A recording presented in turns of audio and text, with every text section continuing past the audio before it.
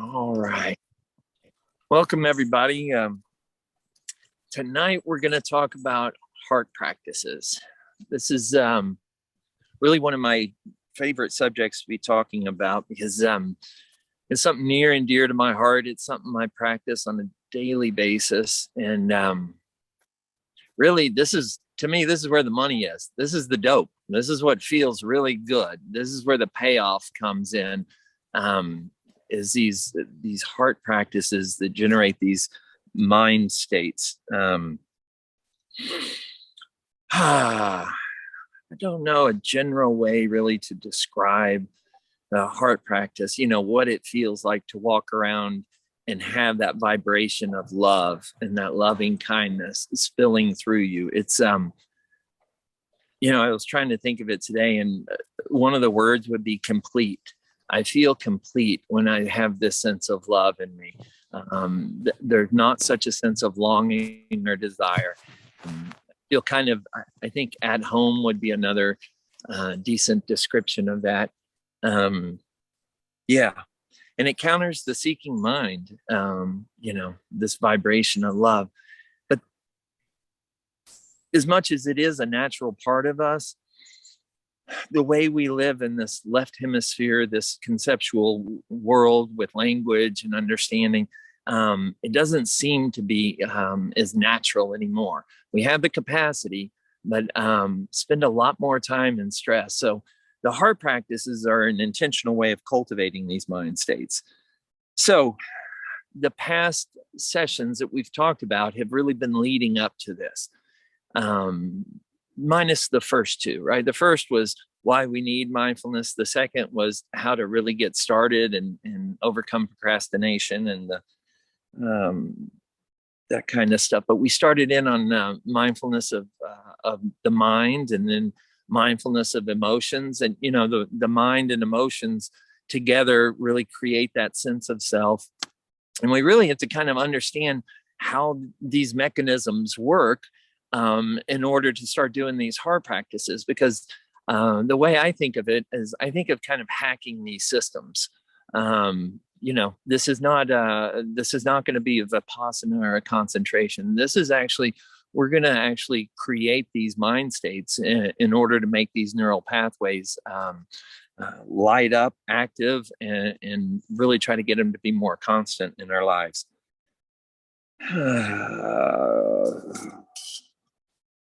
So Jack Kornfield and Tara Brach refer to this as the two wings of mindfulness, this wisdom and compassion. And the compassion is one of the mind states of the heart practices. In Buddhism, they're called the Brahma Viharas. So my experience with it, I have always known about it since I was studying this stuff in the penitentiary. And I really, really could have used a teacher in there, and I really could have used the heart practices more in there. But I learned I was really fascinated with the mind part because the way addiction lives in the mind. And when I got out and the doors opened to becoming a counselor and working with addicts, every relapse is a sober thought. And so it's just really going after the mind. And I knew of the heart practices, would talk about them or mention them, but they weren't primary in my practice or in my life. And, until I guess the universe made it so. And since then, wow, is this, like I said, this is the dope. This is why people take drugs and alcohol, is to feel this warm, loving blanket, that to feel this kind of completeness. Obviously drugs and alcohol are, they're a piss poor kind of substitution for this, and they cause more problems than they help. So the past, I wrote down, the past 2 or 3 years, I started working on it. And in the past 1.5 to 2 years, I've been really heavy into the heart practices, and it has really shown a shift in my life. It's a huge shift. And I will say this, I'll say it now in the beginning, and I'll probably repeat this in the end. The world reflects back my inner state. All right. And the cause and effect of this are kind of too far apart to be obvious and to be like any kind of positive reinforcement. But what I mean by that is, of these 6,200 thoughts we're having and these subsequent emotions, they drop into our limbic system. They're not private little thoughts. I get a thought up here and I instantly have an emotion. And if I ruminate over it, it's kept inside of me. But that's rarely the case. It escapes my body pretty soon. It escapes in the tone I'm using, the way I'm acting, the things I do. And now it's out in the world. And, even my snarky remarks or the way I look or the things I do or the things I say, they're out there. And now I've got some cause and effect coming back from the world. And so these little inner states are not so private at all. They end up escaping me and the world reflects it back to me. And like I always say, the world treats an angel differently than they treat a jerk, for sure. And over time, you really start to see it. If you start spending the majority of your day in a loving state and have that openness of heart, that starts to escape your body. You start becoming more kind to people. And over time, the world starts becoming more kind to you. The world is reflecting back my inner state. And so I really want to drive that home. This isn't just about feeling good. It really starts to make your interactions with people really shift over time. So there's countless ways we can activate the heart. There's like gratitude. I wrote down just a couple: chanting, devotional practices, even loving a pet. There's a lot of things you can do to activate the heart. We're going to be exploring these heart practices. And by heart,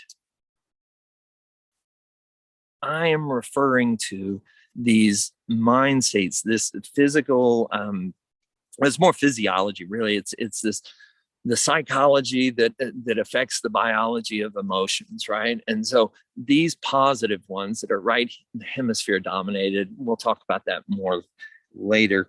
That's what I'm referring to. I'm not referring to anything other ethereal. I'm talking about our own internal experience of openness, gratitude, and love, like that. And they can be felt in the body, and it can be clinically measured through brain scans, and obviously the way you feel and the way you act. So, yeah. So we're going to look at it tonight through the Buddhist perspective, through the Brahma Viharas. I try not to drop too many Sanskrit words, but that one's kind of important to me because that does remind me there's the four aspects that it represents, and they're called four qualities of the heart.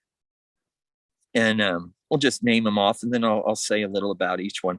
Would be loving kindness, compassion, sympathetic joy, and equanimity. And loving kindness, just to say, it's kind of self-explanatory, but it's an attitude of benevolence or friendliness towards ourselves primarily, and then letting it spill out to other people. Compassion. I love this Buddhist saying about compassion.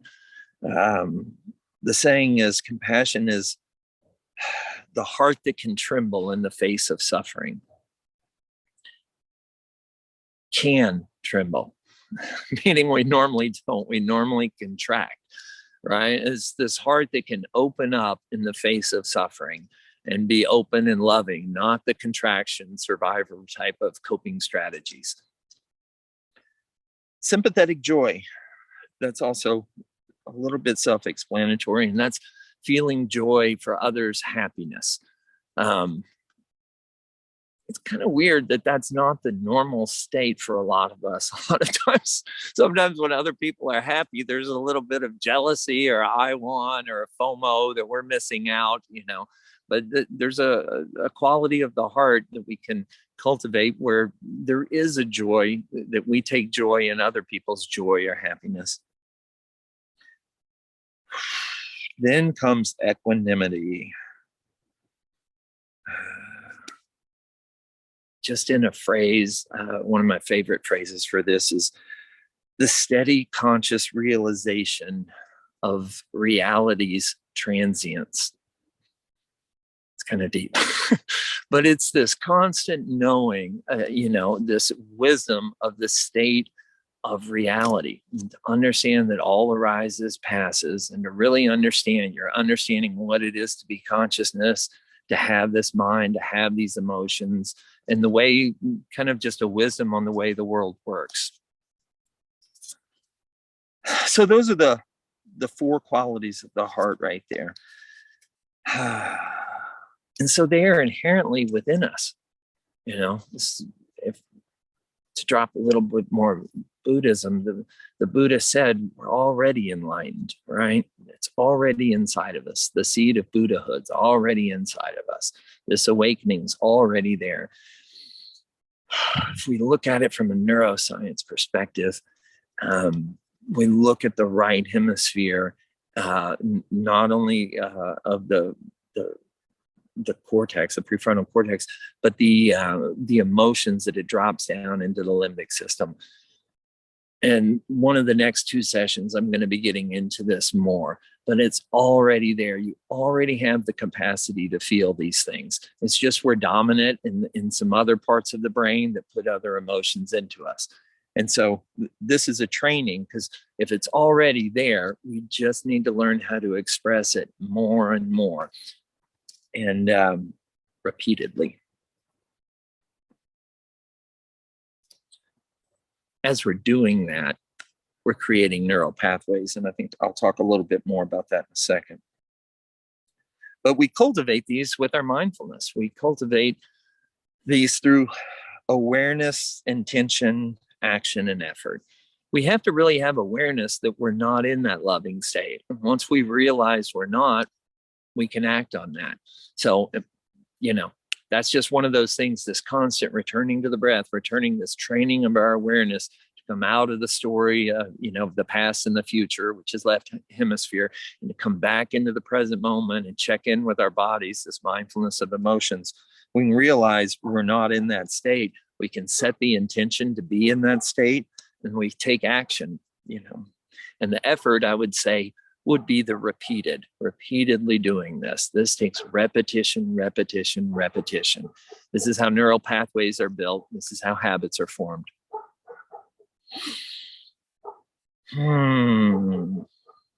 So I wrote, beware of the conceptual versus the experiential, right? So we're going to be talking about this, obviously, conceptually, because we kind of have to. This is not a conceptual exercise. The conceptual is used to generate the experience, all right? So experiential is what we're after. We're after feeling that love in our body, and we're after creating these mind states. So we're going to look at metta, which metta is the loving kindness meditation, the training that we do inside what's normally called, it's probably the most popular heart practice. So metta is not vipassana. Metta is not mindfulness meditation. It's not concentration meditation. If you look at actually what we're doing in metta, we are intentionally identifying with the story to create an emotional state. That's it. And we will intentionally create different types of emotional states: easy, neutral, and difficult. And then we will transfer them over to this feelings of love and compassion and joy. We will kind of make the neural pathways, if you will. So that's a part of kind of what it could look like if we were studying this under an fMRI and we're doing a really skillful metta. You could see that we're bringing up a person, and I'm kind of explaining it here. We bring up a person that's easy, or we could start with ourselves, and I could get into to that in a minute. But let's just say we start with ourselves, that comes easy. And we wish ourselves happiness, health, safe, and being at peace or at ease. Right. And so it's kind of an easy mind state to an easy mind state. And then we'll take somebody, if we started with ourselves, then we'll go to somebody we really love, our partner or something. And that's kind of easy. And so we bring up that mind state, and then we wish them these same qualities of being healthy, safe, at ease, and happy. And then we go to the neutral person. We go to the person, at the gas station or at the checkout aisle, and we go through the same process. Then we bring up that jerk at work. Boy, that's where it gets interesting here. When we bring up that difficult person, we're bringing up a difficult mind state. And then we're wishing these other mind states. We're connecting through intention. And when I say connecting through intention, I'm saying when we speak these words, we want to feel these feelings. We're trying to generate these mind states. We don't want it to just live in the conceptual. We want to go conceptual to bring it up and feel the experience, to bringing in that other experience and really creating the connection between the two.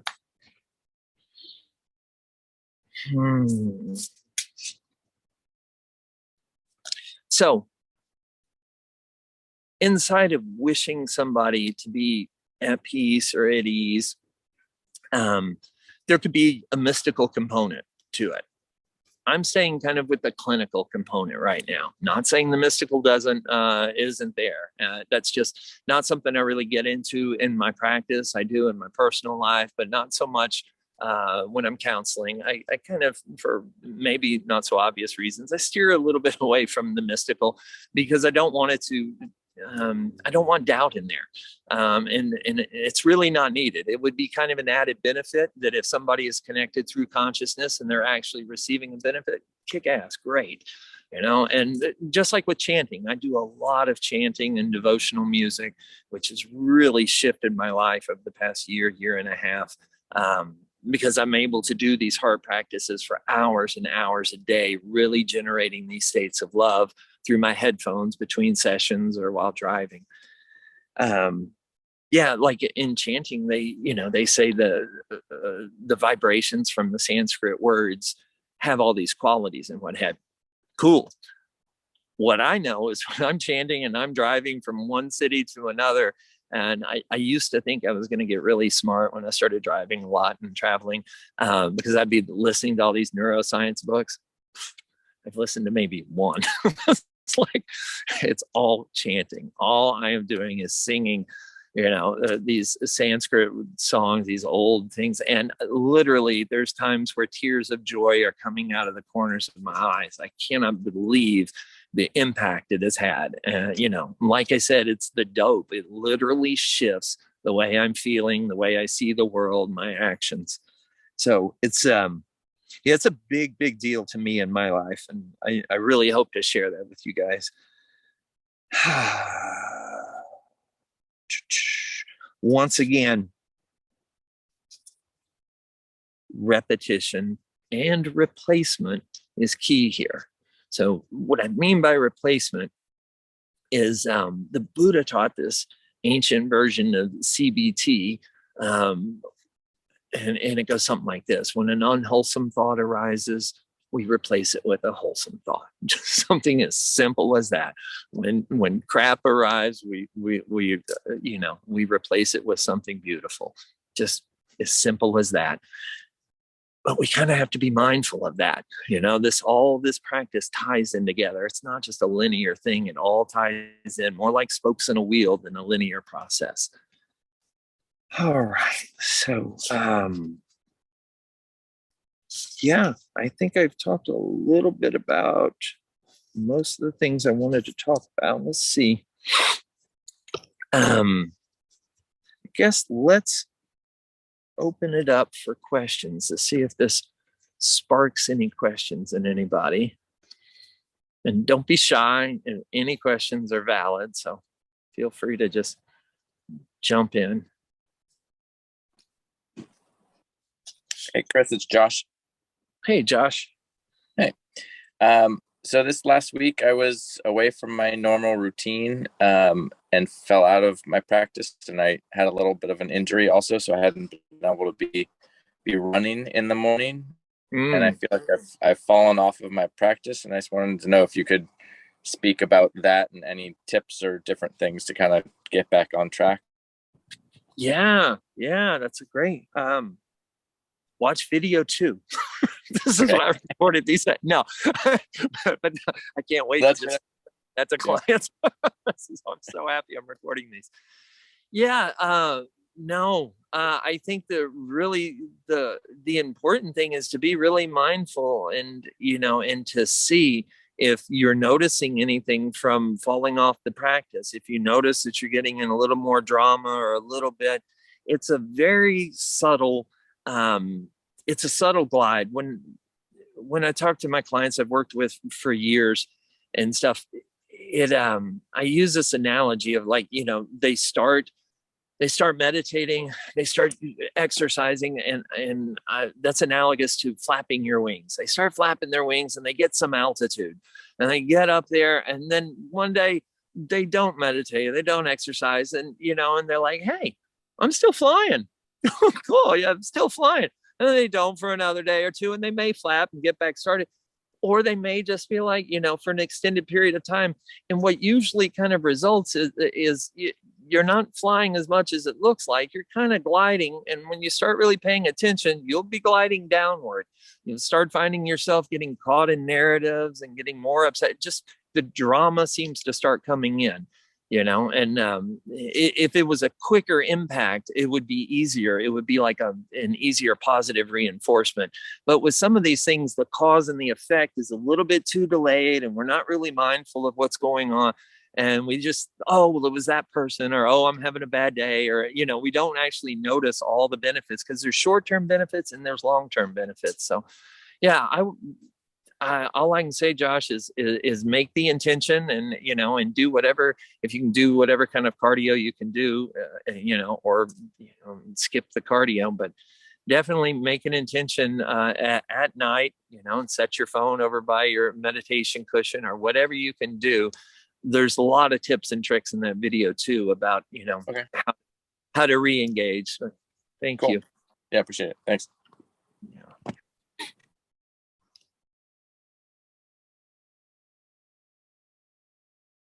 Anybody else with any questions?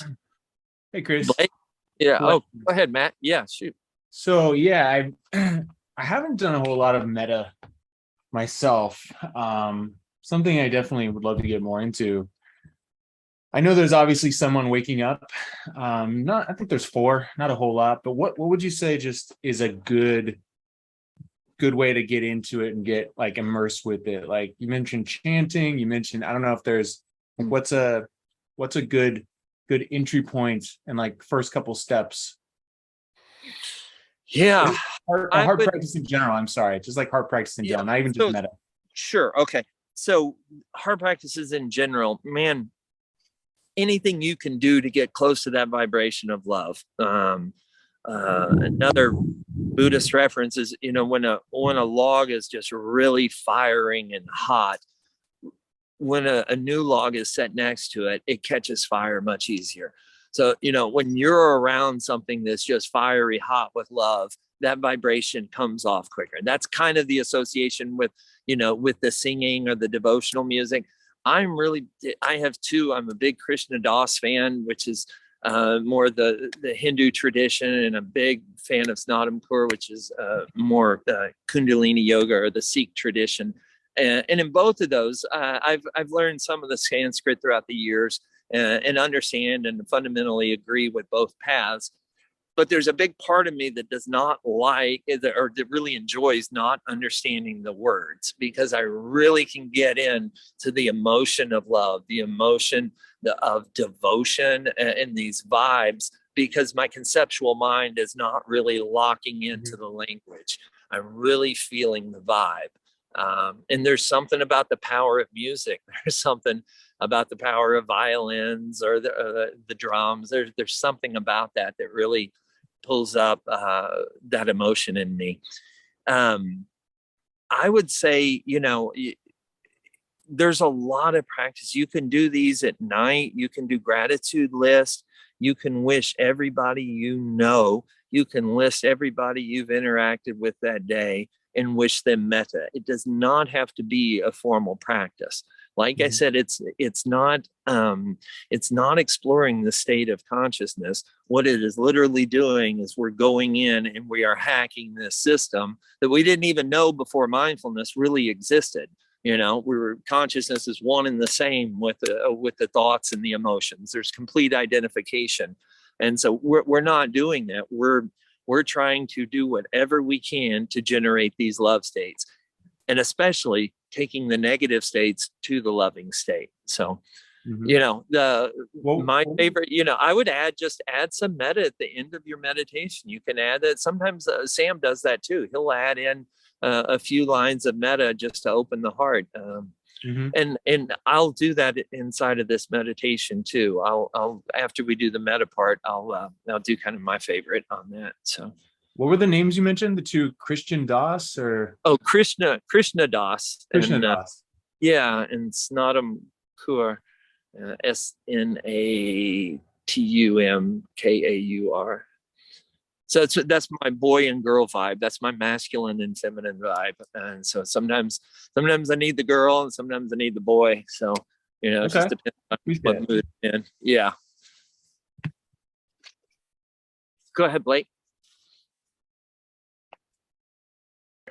So is there a way, let's say I go out through my day and I experience some really like peaceful, Zen loving moment. Is there a way for me to capture the essence of that feeling and bring it into my meditation and kind of help populate that? Sure. This is, like I said, the power of imagination, right?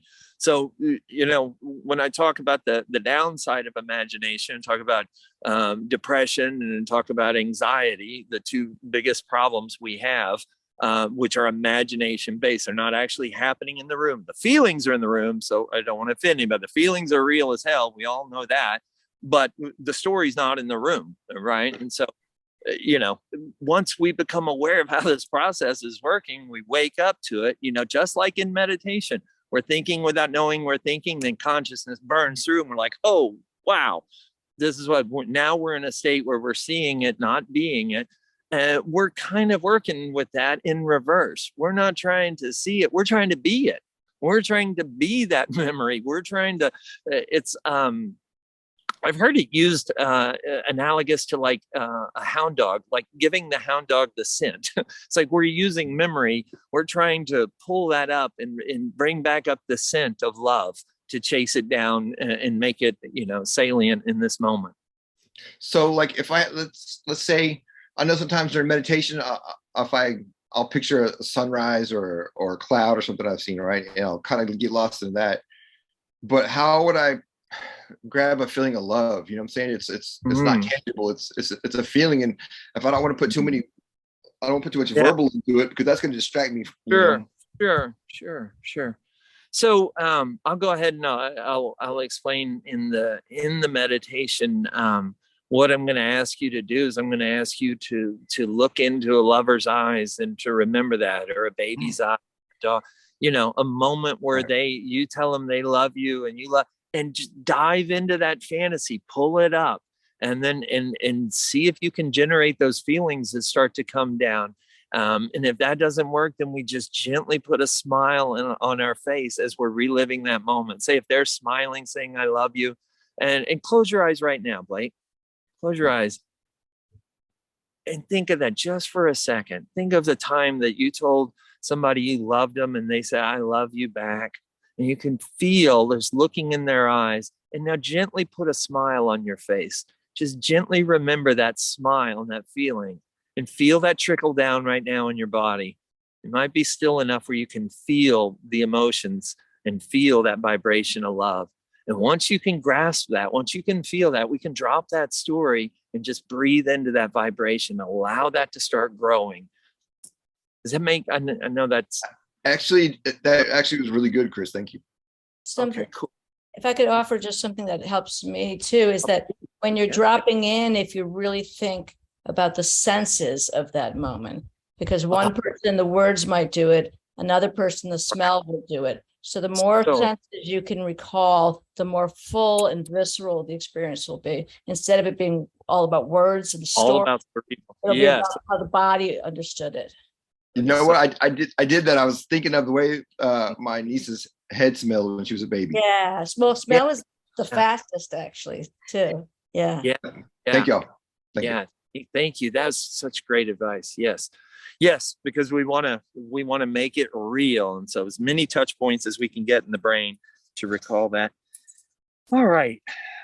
Does anybody else have any questions? Then let's move on to the meditation. All right. Let me get everything set up here. All right. And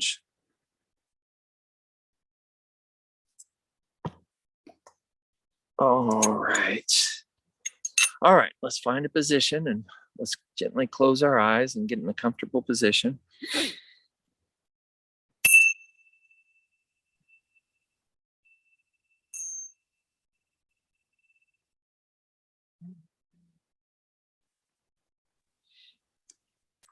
I invite you to get your spine straight if that's possible and the chin tucked in slightly. If we gently put the tongue at the roof of our mouth, just really allow that belly to expand so we get some diaphragm breathing. Normally we would find our anchor and concentrate on that in the beginning. And so I'm not going to spend as much time there, but really feel your body. Just want that to be in the background. Feel the pressure of it on the cushion or the chair, the bending of the legs or flatness of the feet, belly moving, the heaviness of the arms.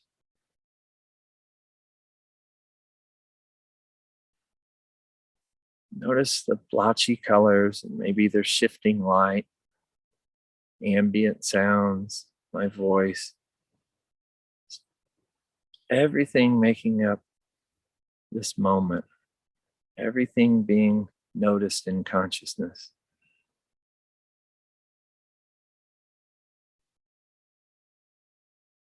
Just kind of notice the movement of the mind. As we just drop back and let go. We can just resolve to just drop everything. We have the rest of the evening to think and to talk.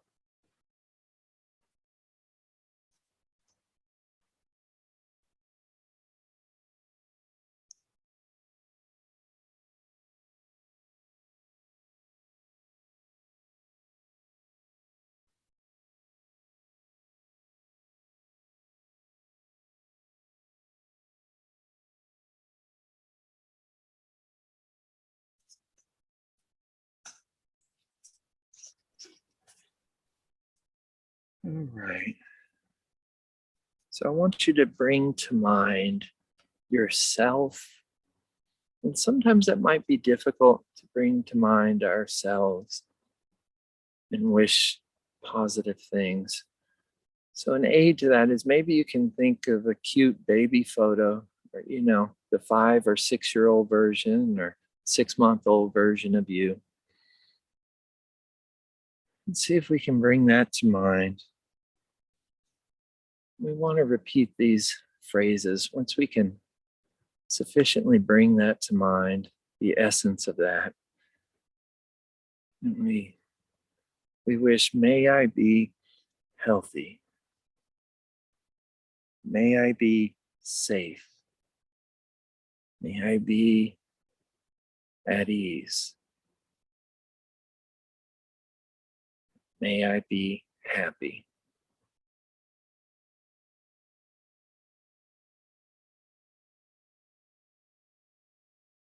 Just sit with that and maybe repeat it.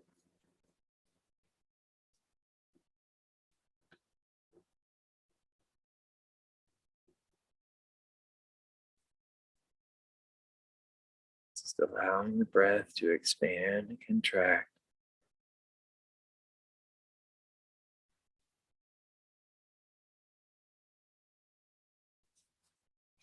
Once again, we to ourselves, may I be healthy, may I be safe, may I be at ease, may I be happy. Really feel the essence of those words. Feel for it.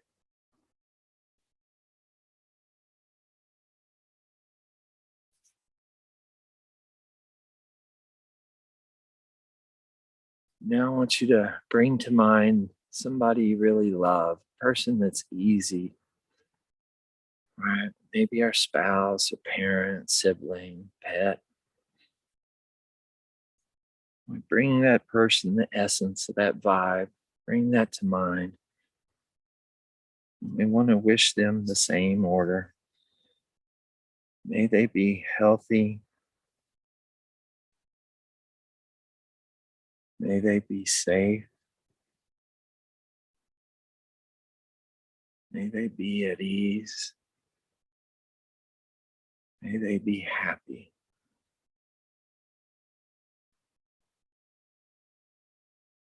Just really feel for the essence of that.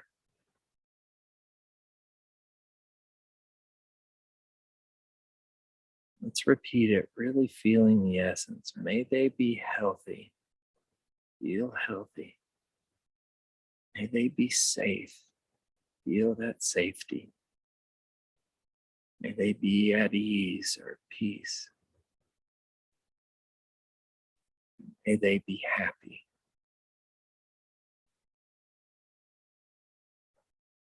Really feeling the essence.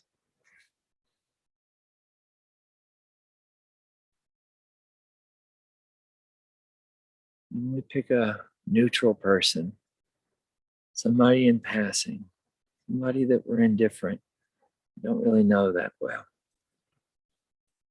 Bring the essence of that person, generate this mind state.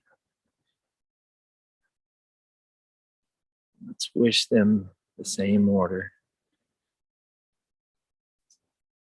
May they be healthy. Really feel what that means. May they be safe. The essence of safety. May they be at ease or peaceful.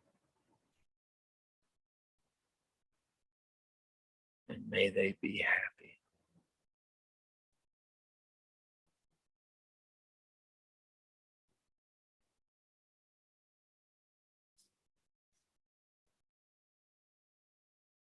Expand and contract.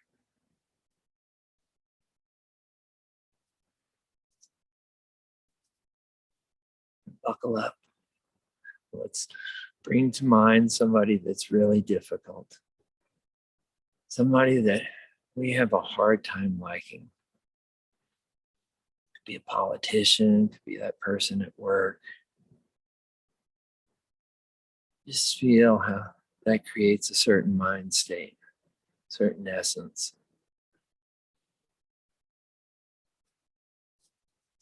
Let's wish that that person can be healthy. Really want them to be healthy. May they be safe. Really feel that person in the essence of safety.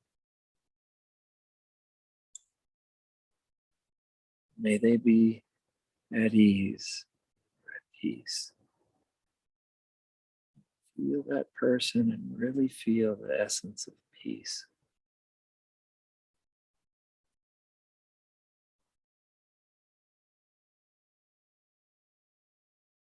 Take that difficult person that brings up that mind state. May they be happy. Really wish, intend, connect that with them.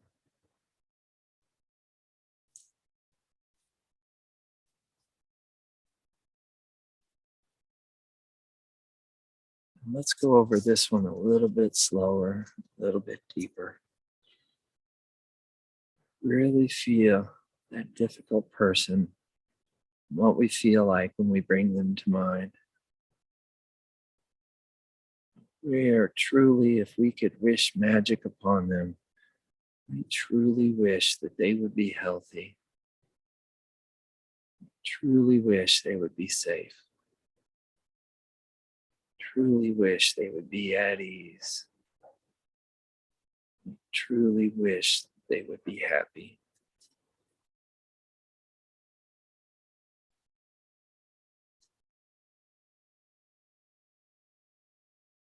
Let's just expand and contract and just feel for that love.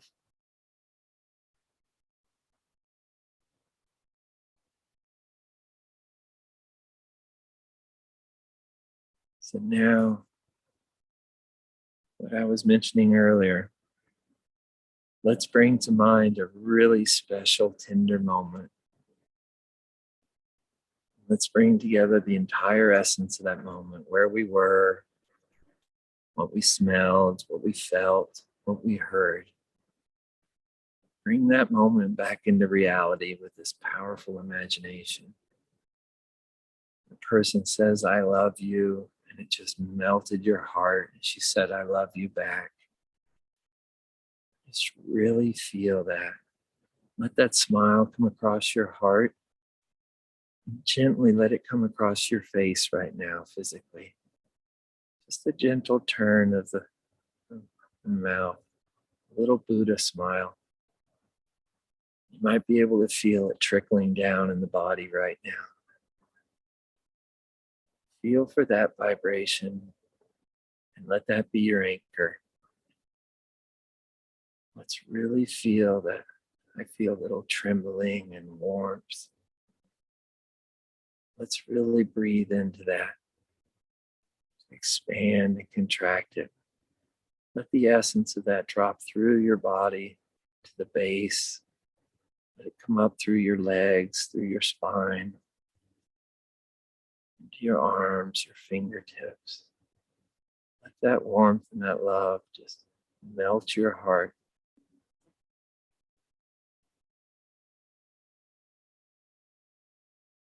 As we expand and we contract.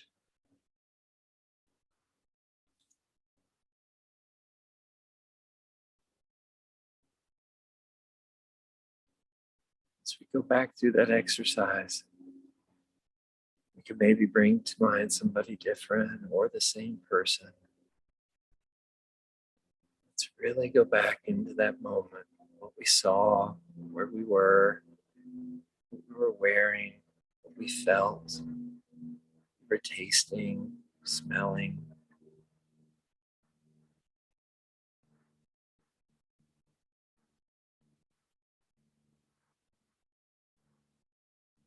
We said, I love you, or something sweet like that. Return the gesture, and you just felt this love, this palpable love between the two of you. Let that come across the heart and even the face. Bring back that smile you could feel. Let that trickle into the body. Let that vibration of love just envelop you, melt you. And let's breathe into that. If you lose it, put that smile back on your face. Pull that picture back in your mind.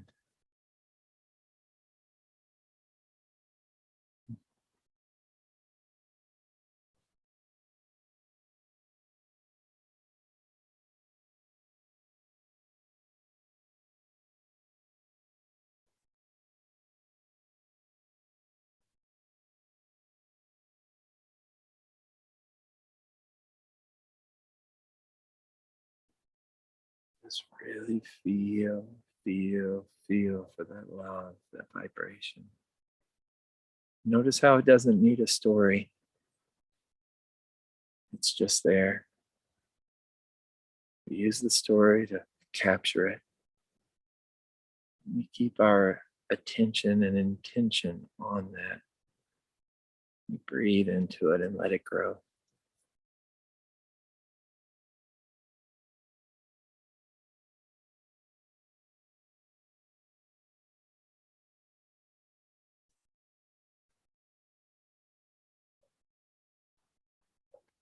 Be silent in the last minute.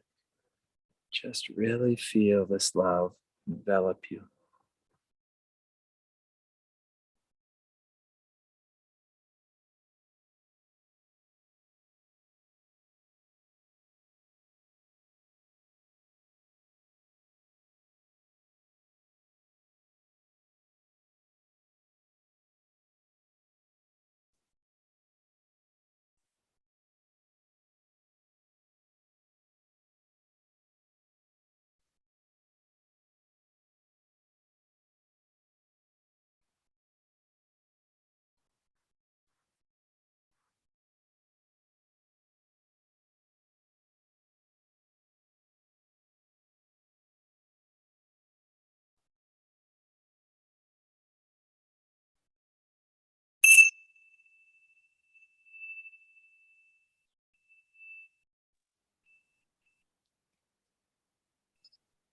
Hey, Chris. I actually did have a couple questions. I'm on my phone and I couldn't find the unmute button before you went into meditation.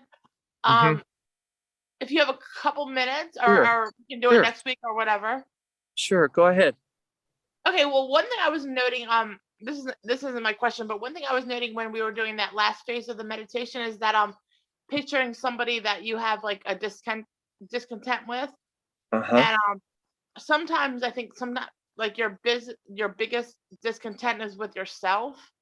So Yes. you can like give that same loving meditation that you would give to like a Mhm. stranger that you don't even like to your own self too. Yes. I said I would talk about that a little bit later, and I'm glad you brought that up because I was a liar until you brought up this question because I forgot to talk about it. We want to start traditionally, how this has been taught for thousands of years, is we start with somebody easy. And so um, I, in the East, the Dalai Lamas really did not understand self-hatred. They had to kind of explain that to him. So if that tells you something, the self, then if we're going to do ourselves and we have a hard time with it, maybe we should put it in between the neutral person and the difficult person. Or if we find ourselves being most difficult, let's put it there, because the progression is there to really start the practice of bringing up the story. We're establishing these vibrations through this, and you can see that they're easier and neutral, and they progressively get more difficult. So if it's difficult and we're having problems with ourselves and wishing ourselves, well, let's place that in the order that it belongs in as far as difficulty. Okay, so I was kind of just doing the traditional thing that you would, that has been passed down for generations. So, but I have seen that I'm not the only one that talks about like, yeah, maybe we need to move that around in this day and age, because a lot of us have a hard time with loving ourselves. And especially in my line of work, since it's, I'm doing therapy with people, they're, we're not in the best shape as far as that goes. So putting the self in its appropriate place. Just know it goes in order from ease to difficulty, and so find the spot there. Also, the other tip, that's why I said bring to mind a picture of yourself. Bring to mind, if you're really upset with the current version, remember that sweet little innocent you, that picture of you, and let's wish that person, and let's start with that, and maybe we can progress through the ages and see if we can get further and further into current day. Does that help, Reagan? Yes, yeah, no, yeah, that helps. The progression things definitely helps. Like Cool. putting like, yeah, Right. Yeah. who am I least content with, and let's go there. And even if it's myself, let's start there. Yeah, or let's go to that extreme. Yeah, cool. The other question I had is kind of, this is gonna sound kind of weird. So it's about love versus fear and living, or trying to like live in a loving, compassionate way. So if fear is the opposite of love,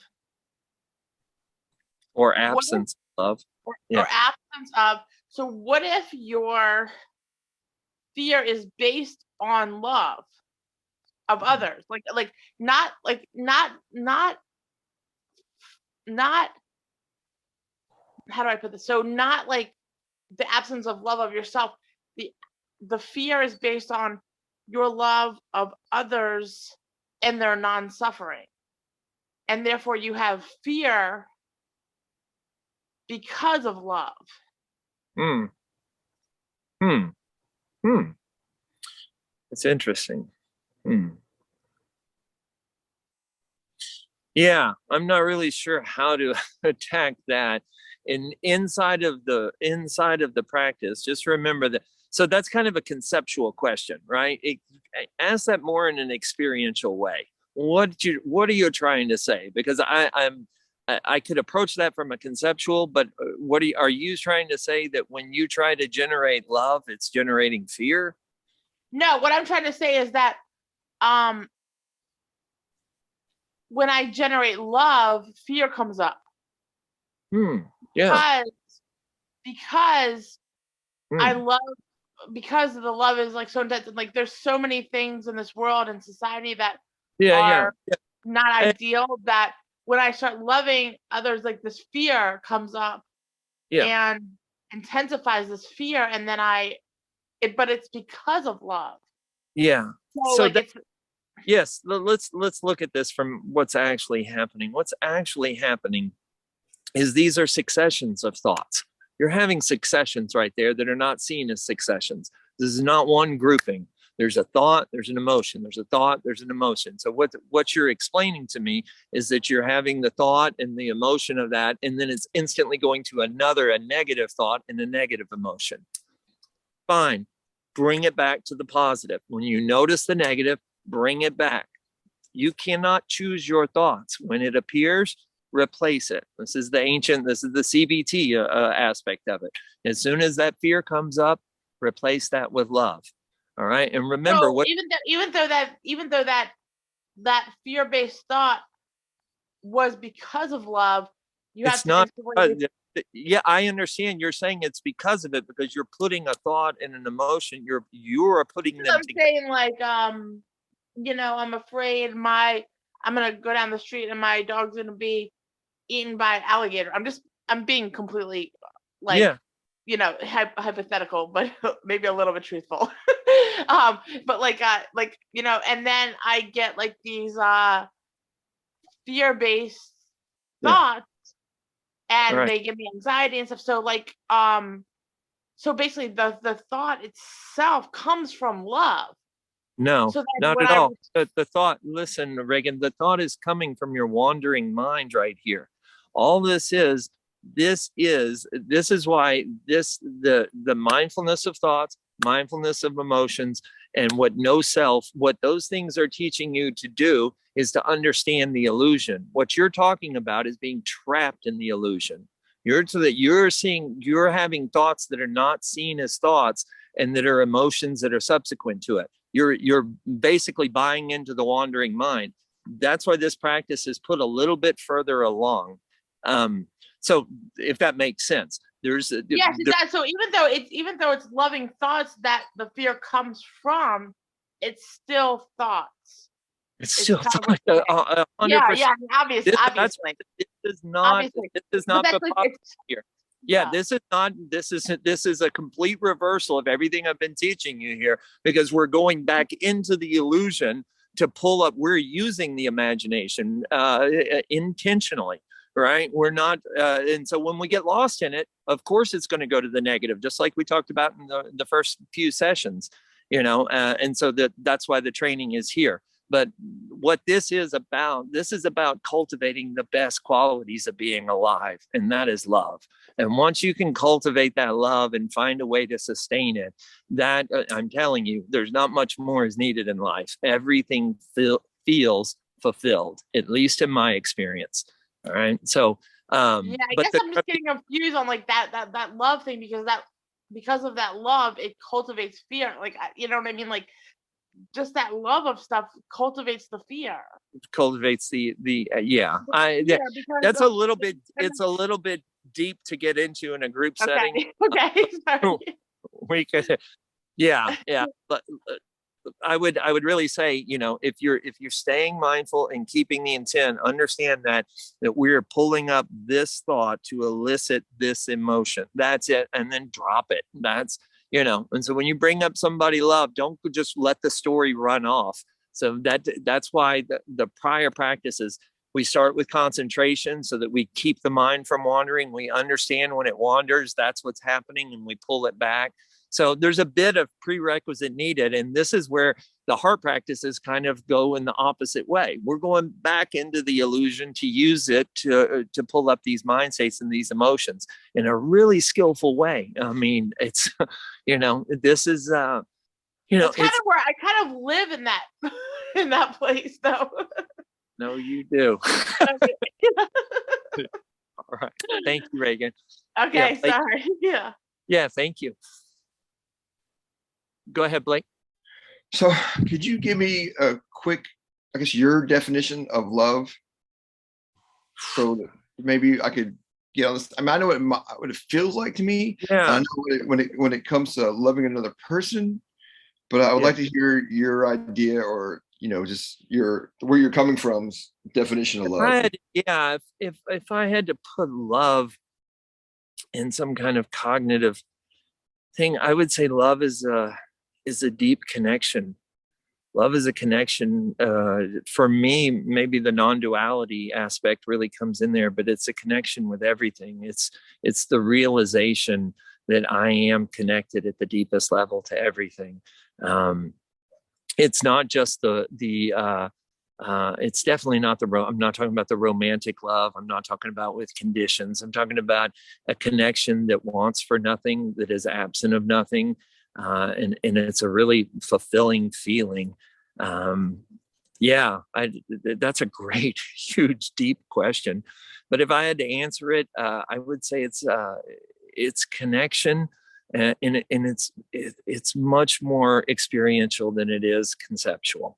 We use the conceptual to describe it, but I haven't really looked for words to describe what love is, but you'll know it.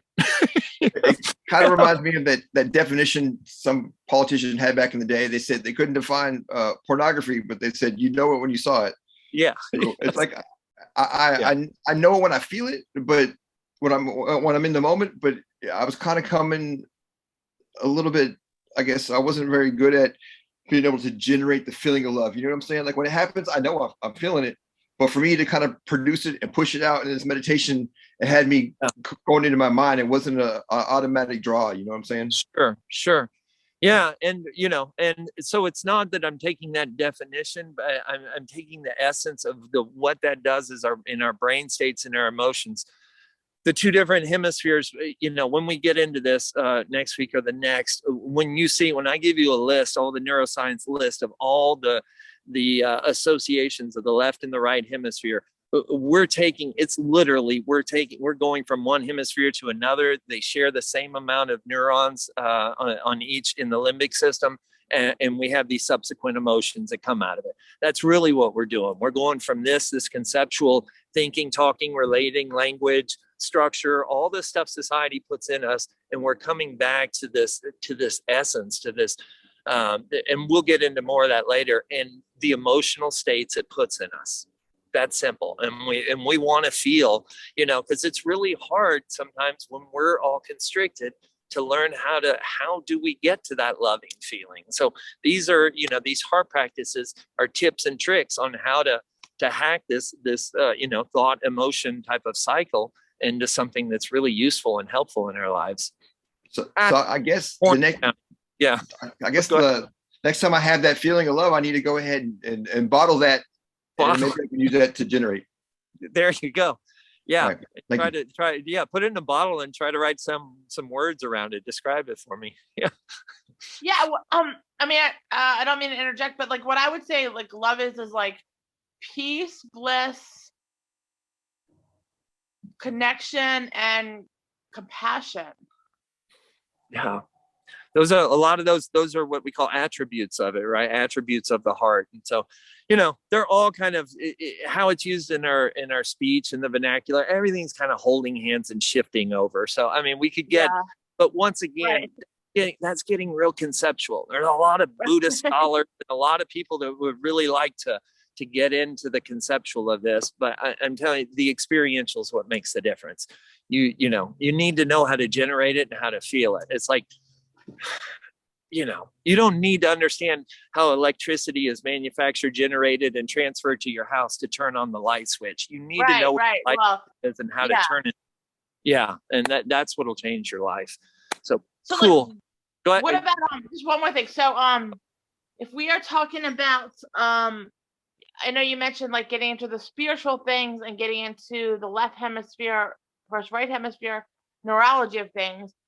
Maybe, and like you're saying, like you like to ground yourself on the neurology, but maybe for some people it would be helpful to understand the spirituality of it too, because that, to me personally, that makes more sense to me. And then when and you said like because there's doubts there, but then I have the neurology to fall back on rather than the other way around. Sure. So I'm just like throwing that out there, that to me it means a lot more to me, the spirituality part of it. And then when I have the doubts, falling back on the neurology rather than the other way around. You know what I mean? Yeah, got you. I can appreciate that. And I'll give you a homework assignment. Describe what spirituality is and how it's different from thoughts and emotions. Think about it. Just think about it. Well, spirituality is consciousness, and it's the awareness of the thoughts and the emotions, and consciousness is fundamental. And exactly. And where is that experience? So say that again. And where is it all experienced in this body? Well, isn't that a mystery? Right. Isn't that the biggest mystery in science? Well, consciousness is, sure. All right, Reagan, let's wrap this. Anybody else? Anything quick, or are we good? Because I don't want to keep everybody too long. We're all good. All right. Thank you all for showing up. I appreciate. Yes. Thank you so much. All right. Michael, I think we're good.